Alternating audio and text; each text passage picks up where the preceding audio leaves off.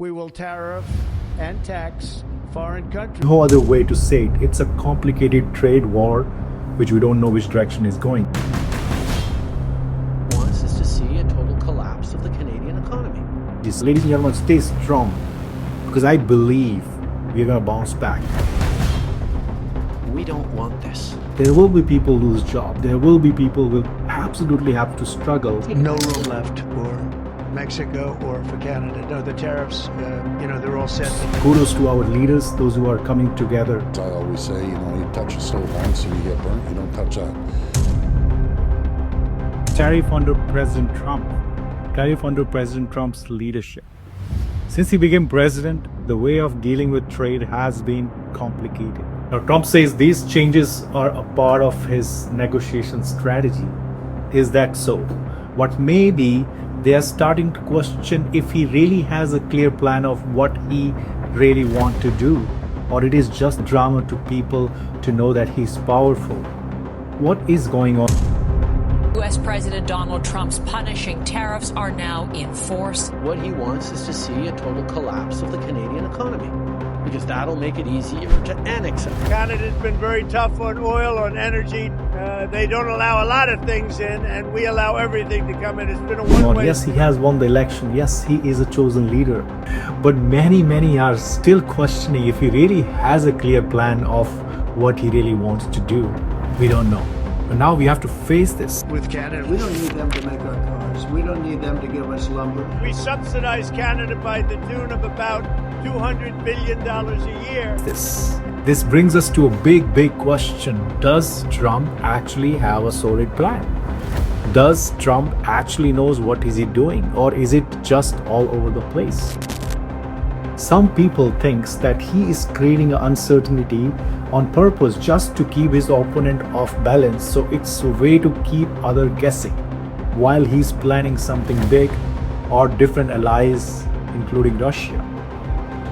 On other hand, many critics believe that this lack of clear approach leads to a serious problem, and that is managing trade effectively. And this is serious. We don't know if it is going to be executed as planned or there will be many changes, but the way it is going right now, it's very serious. Let's look at how these tariffs impacts important areas like the car industry. A lot of parts are made in different countries, not only in Canada, in Mexico, Canada, and a lot of the countries. A tariff can increase the price of these each units or cars by thousands of dollars. Affording a car could become very difficult. Business are really worried because these tariffs could make hard for them to keep operating as they used to in the past. It's a tough situation for not only for the companies, consumers, but for both the countries. Because of all of this unpredictability, companies are absolutely hesitating to make important decisions right now. Hiring has been put on hold. They don't know, they're not making decisions about their investments and future plannings. News are very evidently speaking. I've heard a lot of CEOs talking about it. As we play with the tariffs, the effect could reach workers not only just in Canada, but also in America. Also in other countries, especially in the United States of America, will also be impacted. Sometimes it seems like Trump enjoy being like this. He's a disruptor. Canada. We need to see real engagement on the fentanyl issue, on the drug issue. That is fundamentally the underlying element of these two. Less than 1%. Less than 1% of fentanyl that is in the U.S. comes from Canada. Canada is not an issue in terms of source of illegal fentanyl. Keeping everyone guessing and making negotiation difficult. That's his style. That's what he likes. And maybe he's just doing it because he loves it. It's interesting to think about how such instability affects the way other countries are operating. Just one simple decision can affect so many countries. We have started to feel unsure about our futures and also the relationship of Canada and USA. For example, Canada must deal with these ups and downs with Trump while trying to keep the economic cooperation strong. Now, Prime Minister Trudeau, he facing internal problems. He has resigned from being a prime minister in next term. So we are dealing with two problems, not only one. We're dealing with a problem of leadership, and now we are dealing with a problem of Trump putting a tariff on us. So where are we going? What is happening? Where is the future heading? as we continue to watch these developments, one thing is very, very clear. There is a lack of stability in the trade market, and these talks even makes it harder for so many countries, including Canada, which is affecting the most. Deeper impact on global relationship will happen, ladies and gentlemen. This decision is not about just the groceries are going up. There will be a lot of other factors comes into the play, and when that happens, that is where we'll find out the bigger impact. The effects of Trump tariff strategy will go beyond just America. Countries that has worked closely with us now rethinking their relationship because of the changing relationship dynamics with USA.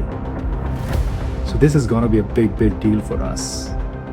And the days are coming when the future is very uncertain. This uncertainty can lead to tension, mistrust, and a lot of other things among nations, affecting everyone from trade agreement to how countries view each other on a global stage. I'm talking about big stage. The stock market dropping more than 600 points. U.S. stock markets plunged for the second day in a row. We've seen consumer confidence tank. Layoff numbers across the U.S. are the highest they've been since 2020. The R word is back, thanks in large part to tariffs. Wall Street banks are starting to raise a red flag that recession odds have become unsettling.